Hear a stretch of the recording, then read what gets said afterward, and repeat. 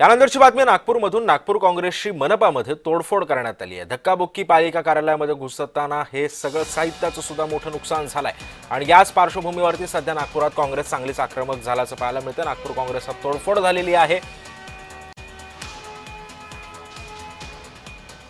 या संदर्भात अधिक माहिती देतात आमचे प्रतिनिधी तेजस मोहतुरे आपल्यासोबत आहे. तेजस, नेमका हा सगळा प्रकार काय घडला आणि सध्याची आता परिस्थिती कशी आहे? नागपूर महानगरपालिकेवर जे काँग्रेसने एल्गार आंदोलन केलं, एकंदरीत बघितलं असेल तर शहरातील अस्वच्छता असेल, रस्त्याची दुर्व्यवस्था असेल, यामुळे शहरातील नागरिक त्रस्त झाले असून याकडे प्रशासन वारंवार दुर्लक्ष करत असल्याचे आरोप जे आहेत ते काँग्रेसने केले आणि यानंतर या अगोदर सुद्धा काँग्रेसने जे आहे ते निवेदन दिलं होतं. मात्र या सगळ्या संदर्भात दिवाळीच्या ऐन तोंडावर जे आहे ते काँग्रेसने महानगरपालिकेवर जो मोर्चा काढलेला आहे, काँग्रेसचे शहराध्यक्ष आमदार विकास ठाकरे यांच्या नेतृत्वात हा मोर्चा काढण्यात आलेला आहे. शहरातील कचरा असेल, त्यासोबत अनेक ज्या समस्या आहेत त्या अनेक समस्याला घेऊन जे आहे ते हा मोर्चा काढण्यात आला.